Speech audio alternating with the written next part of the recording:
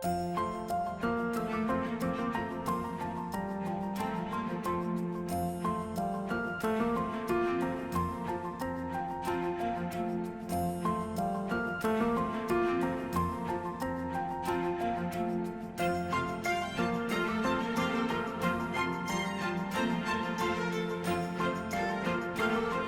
evening. My name is Mike Gagel, and I am the chair of the Prince George Public Library Board.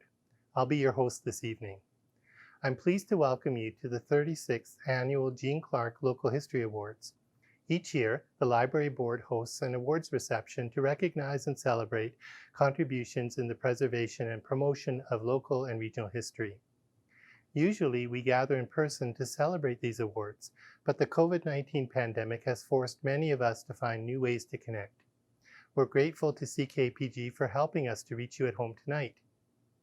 Before we go any further, I want to acknowledge that we're presenting these awards tonight on the ancestral lands of the Lheidli-T'enneh. On behalf of Lheidli-T'enneh, our Chief and Council, and our membership, we welcome each and every one of you to the beautiful territory of the Lheidli-T'enneh First Nation. We've been here for over 9,000 years as per lithic evidence, so we feel our heritage is extremely important for this area because moving forward, we start losing the past. When you start losing the past, you start almost losing a piece of yourself and humanity, so we just can't lose that. Whenever we have oral history and we tell people, they usually don't believe it's like there's facts behind it, and then the facts come later and they're like, oh, you guys were right all along, and this happens time and time and time again. Our history, as we know from the elders, was at first the priest came, and the priest says, you're worshiping the wrong thing, and I know what's right. Half the nation back then is like, oh geez, this guy, he's making some points, he has some things that we don't know, there's technology, so they must know what's right. So half the nation started following that. Move forward, another 50, 60 years, residential schools come into play. And as the old elders talk about, they said that was like the final nail of a lot of our culture. The first try didn't work, only got about half the people.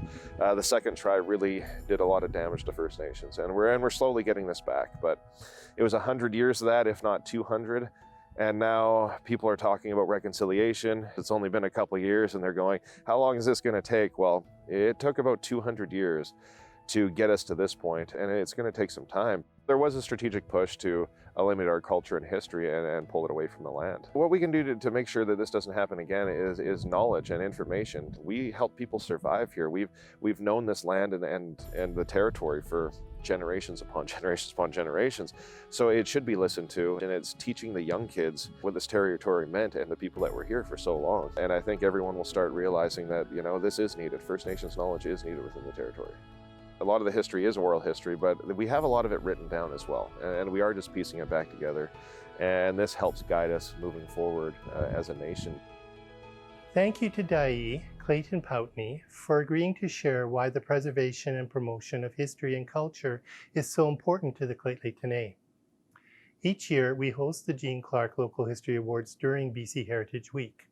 I'm pleased to introduce Board Trustee Arlene Stevens to say a few words about Heritage Week.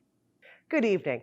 As a member of the Library Board's Local History Committee, I'm honored to be part of the Jeanne Clarke Awards. According to the United Nations Educational, Scientific, and Cultural Organization, heritage is our legacy from the past, what we live with today, and what we pass on to future generations. Our cultural and natural heritage are both irreplaceable sources of life, our inspiration, our touchstone, our reference point, and our identity. This year's Heritage Week theme is, where do you find heritage? Do you find heritage in the special buildings that make Prince George unique? Or perhaps in the stories that your family has passed down for generations? Maybe you think of the generations of people who came before you or the newcomers into your community. Look around you and you will find heritage everywhere. With that said, I'd like to introduce Jeanne Clarke's grandchildren, Chris and Barbara Henderson, who are here to tell you more about Jeanne Clarke and why these awards are named in her honor. Grandma loved sports and the outdoors. She loved to volunteer and be part of the community. She worked for several different doctors as a receptionist, and she volunteered and she did Toastmasters, and she was just so vibrant. Grandma grew up in this place. She was born in this place and she really loved it. And honoring the people and this place was really, really important. In the early 1980s, the Prince George Library Board of Directors decided to strike a committee in order to house a specific section of the library dedicated solely to local history publications. At that time, Jeanne Clarke, my grandmother, was the chair of the board and the one spearheading the campaign to make sure that we had an individual area set up specifically for the local history publications. Shortly after that decision was made, she passed away. And after she passed, the decision was made that they were going to have an annual award in her honor for local history publications and service. She had a real passion for history of the community, but local northern history as well. She was a firm believer that in order to make sure that we didn't make the same mistakes that we've already made, that we celebrated our history and that we understood it and that we collected it and promoted it, promoted the storytellers that we had in the region, promoted the authors that we had in the region. I would like to think that as we move forward and we know better and we are doing better, that we are remembering to tell all of the stories, especially in 2021 as we move through Truth and Reconciliation and all of these pieces.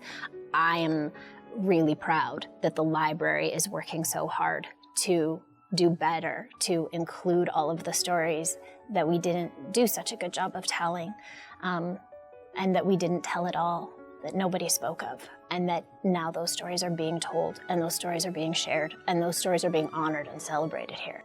As a descendant of Jeanne Clarke, I'm really proud that that's what they are doing in her name.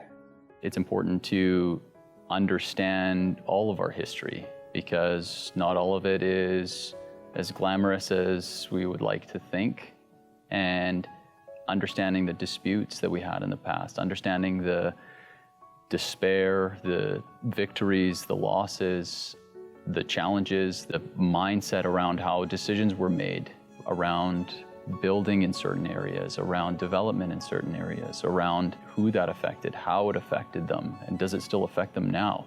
All of those stories are important. All of the decisions are important because not only do they help us understand what was going on at that time, but it helps us understand what's going on right now. I can't think of a better way to honor her memory and the work that she wanted done and the outcome that she wanted than with the work that the PG Public Library Board has done by having this annual celebration and recognition of the incredible work that is being done.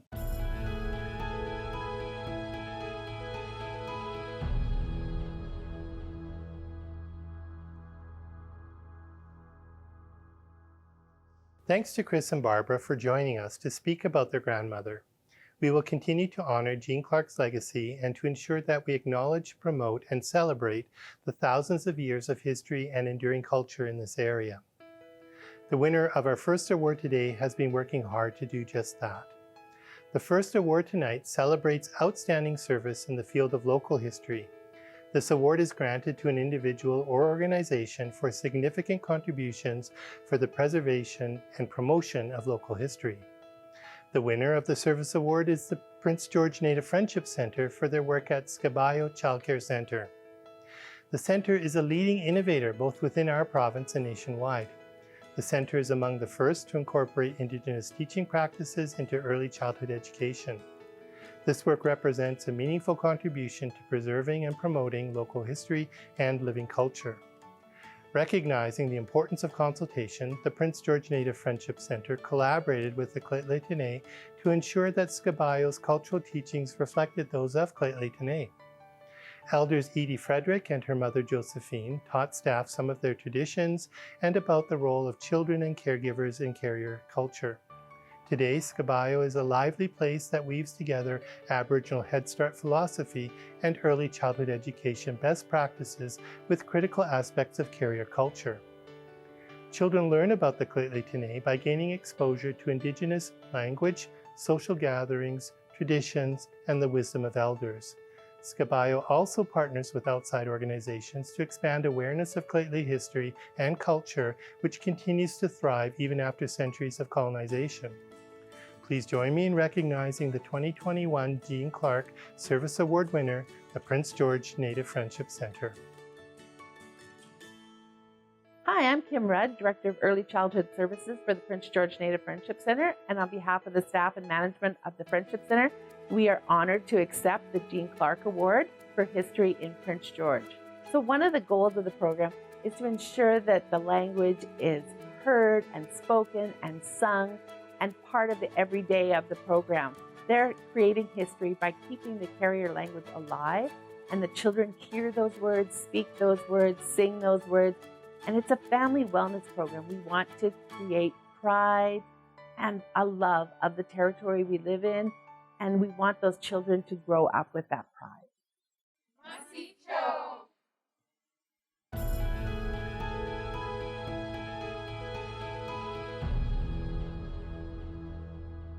The Local History Committee is made up of library board members and volunteer readers who spend countless hours reading the nominated publications. On behalf of my fellow Local History Committee members, I would like to introduce the nominees for the Jeanne Clarke Award for Publication. This award recognizes excellence in publication for the promotion and preservation of local and regional history. Now let's hear from the authors themselves.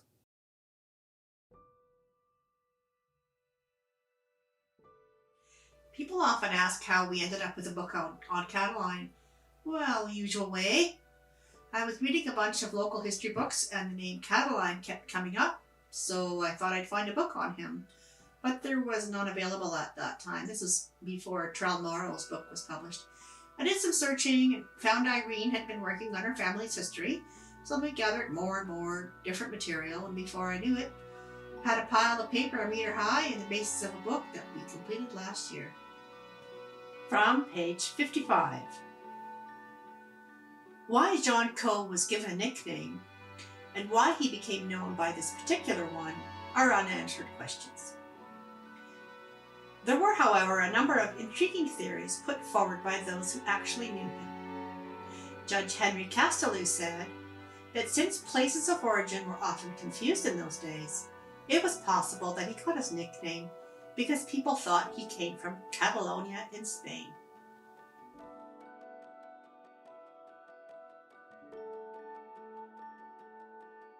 I'm pleased to tell you about my new book, Crossing the Divide, Discovering a Wilderness Ethic in Canada's Northern Rockies. So this is published by Creekstone Press, and it's a memoir. It's a story of my life, essentially. A good part of it. It picks a number of stories that are illuminating, I think, in some way. And it tells about my role in protecting the Musqueam itself. Which is one of the largest protected areas in North America, and certainly a lifeboat of biodiversity into the future. We look out here in the Chiska today, and this is a park because of those processes that produce the Musqueam. If you're interested in wilderness, conservation, ethic of respect, and living on the land in a way that makes sense for all of us, then you might enjoy this book with a little bit of adventure thrown in. And maybe a large dose of adventure in some cases. Thank you.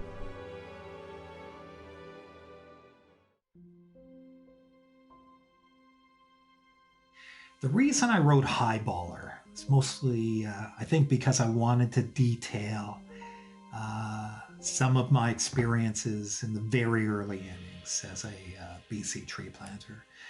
I started when I was a kid, basically, as in my teens, late teens, and that's where the book begins. And I wanted to shed some light on the industry and the subculture behind it. It was a wild west of a sector back then, and for a young, impressionable boy, it was pretty mind-blowing, and in hindsight, even more so. That's pretty much it. Debbie's anxiety over the number of bear sightings reported in and around camp suddenly began to weigh heavily on my mind. As I pressed on, limping, attempting to stave off a third muscle cramp, I continued to sense movement on the road behind me. It was difficult to separate the sound of my own footsteps, heavy and irregular, from the other vibrations around me. Heightening my anxiety, the moonlit landscape I had been trekking through all evening appeared to end abruptly, farther up the road at a solid black wall. It was inevitable. I was approaching a dense stand of timber, the canopy of which would block out the moonlight I was relying upon to navigate.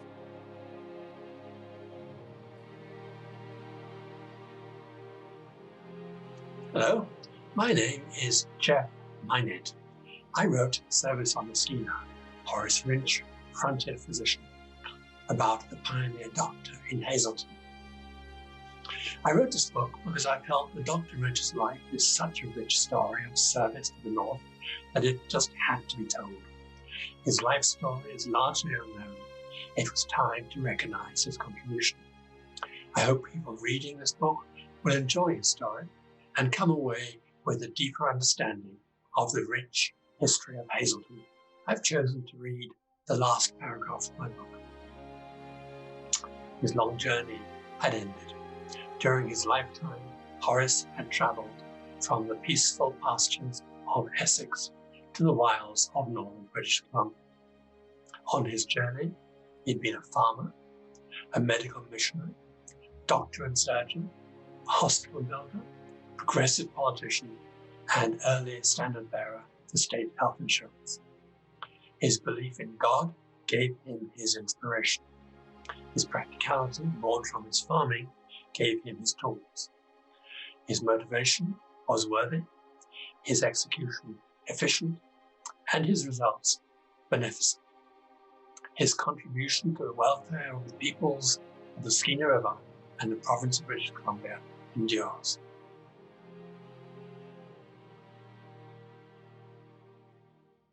I am Wachid. My people's name from the Kitloop. Later on, when Christianity came, they changed the name of my father, grandfather, and people know me as Cecil Paul, but I still prefer to be called the name of my birthplace in the Kitloop, Wachid. Wachid, a good river. Sometimes Wachid is not too good.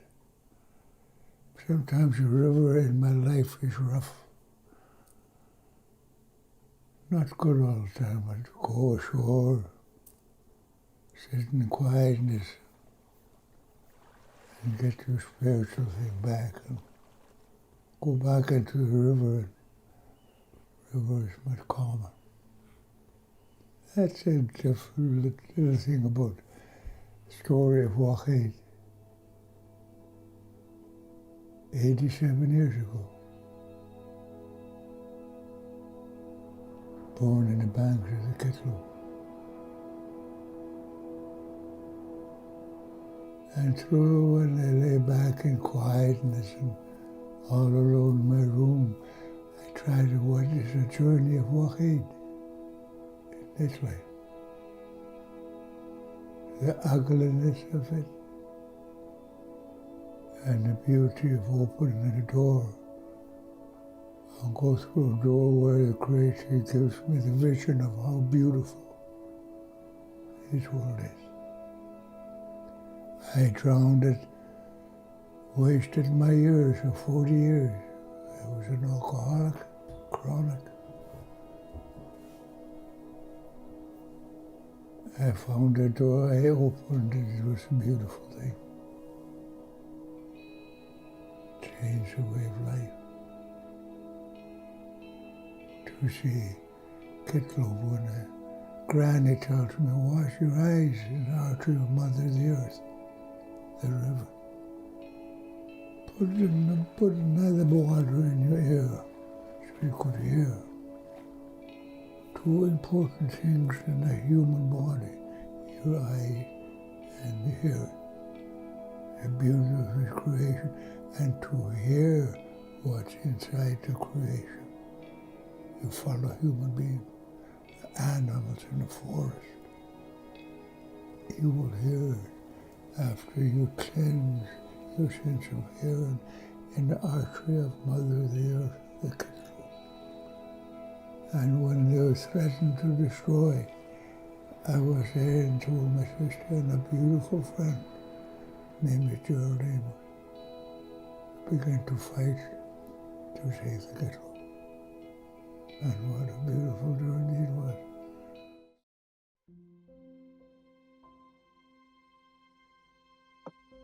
Hello, I'm Leslie Howard, author of The Brideship Wife.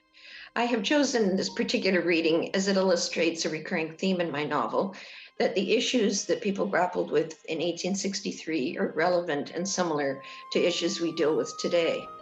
My character, Charlotte, has had her eyes open to the inequities of laissez-faire capitalism and the difficulties around rampant colonialism. So much so that when she arrives in Barkerville, she doesn't view the land and the gold rush through the traditional colonial gaze. Outside the coach, the landscape began to change as evidence of prospecting was everywhere. I couldn't help but think it resembled a battlefield. Wooden flumes, giant water wheels, and sluice gates crisscrossed bleak hillsides denuded of trees, and the smell of fresh-cut logs hung thick in the air, the fine particulates of sawdust tickling my throat. Heavy rains had caused washouts at various places as rainwater rampaged down hillsides unchecked, carrying away with it precious topsoil. Caught up in a feverish quest for gold, these prospectors didn't seem to care how they left the land. I remember John telling me how the gold miners used chemicals like mercury that destroyed salmon spawning grounds, depriving the natives of food. The decimation had taken just 6 short months.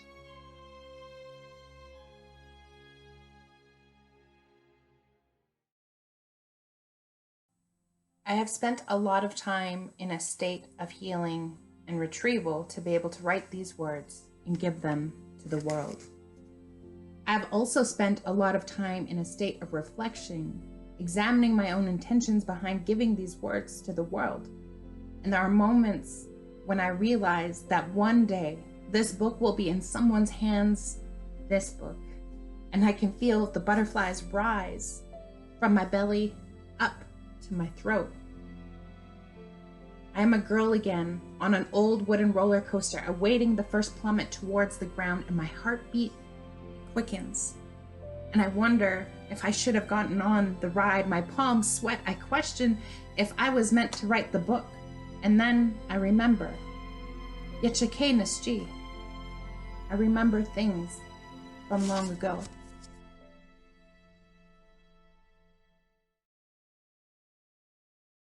I'll be reading from my latest book, Stagecoach North, A History of Barnard's Express. Francis Jones Barnard arrived in the colony of British Columbia with a scarcity of ready cash and a wealth of hope. Within a few years, his fierce determination would see him build an express and stagecoach business to rival the best in the world.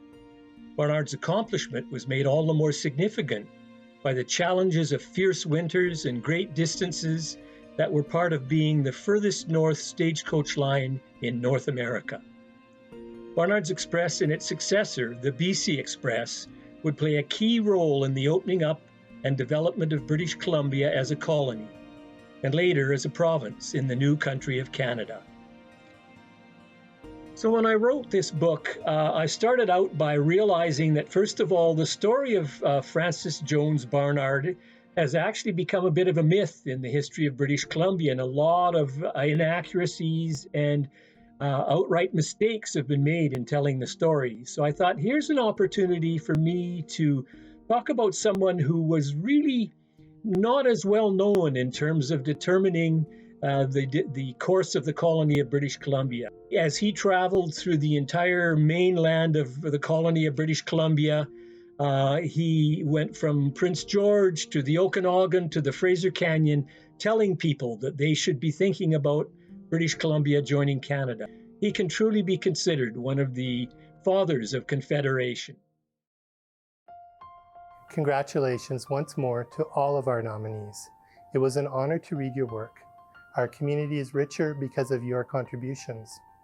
Tonight, we have 2 award winners of the Jeanne Clarke Award for publication for outstanding contribution to regional history. The first award goes to Service on the Schema, Horace Wrench, Frontier Physician by Jeff Minot. Service on the Schema is the previously untold biography of a remarkable all-in-one medical doctor, administrator, missionary, friend, farmer, and progressive politician. Having drawn extensively on research from archives, newspapers, family documents, and photographs, Jeff Minot has exposed the life of Horace Rynch, capturing the reader's admiration and interest from cover to cover. Wow, this is really very exciting. I'm thrilled. Thank you so very much. I'm deeply grateful for this award, and I want to thank everyone at the Prince George Library who made it possible. I was honored to be nominated, and with such strong competition from the other nominees, I feel doubly honored to win.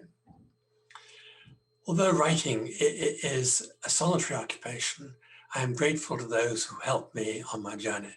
First among these is my wife Alice and my family, but I also want to thank Ron Hatch and his team at Ronsdale Press for their support and encouragement. I also want to thank Rowena Ray, my editor, and Morgan Height from Smithers, my map maker. I'm very lucky to have had all their assistance. As my wife and friends will attest, I am passionate about history and its importance in understanding our world. In particular, I have a great fascination and interest in the history of Hazleton. Surely, it is one of the most historic places in our province. I first went there in the early 1980s and have been fascinated by it ever since. I have loved going back into all the original papers in preparing this story. I hope I have done the story justice. Thank you again very much. I'm thrilled. The second award goes to Stories from the Magic Canoe of Wahade by Cecil Paul, as told to Bryony Penn. With a voice strong in the sense of oral storytelling, Wahade shares his histories, experiences, and challenges growing up in the junctures between his Henexala lifestyle, residential schools, and the constant threat to the environment on which his people rely.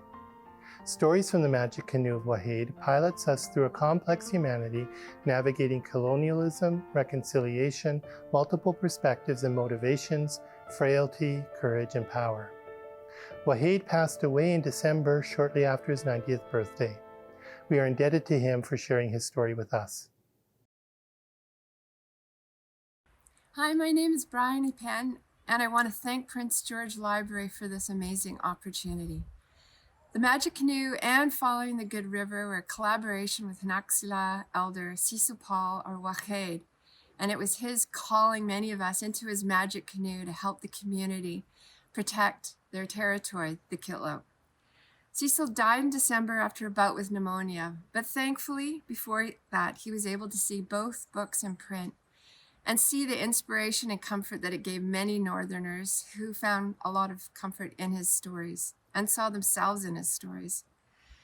I want to thank the Prince George Library for your courage to pick these books and a celebration of the importance of Indigenous teaching and collaboration with Western authors in resolving these intertwined problems of pandemics, climate change, loss of nature, loss of culture, and our loss of connection to the natural world. Cecil experienced all of these, especially in the last century, and it's these themes of which his story delve into with compassion. I know in accepting this prize that Cecil would say, not bad for a guy that was never taught to read or write. I know he would also welcome you to share his stories and to visit his territory, just as long as you leave it in better shape than you found it. Congratulations once again to all of tonight's nominees and winners. Thank you for your important work. That concludes this year's Jeanne Clarke Local History Awards on CKPG. Thanks for joining us.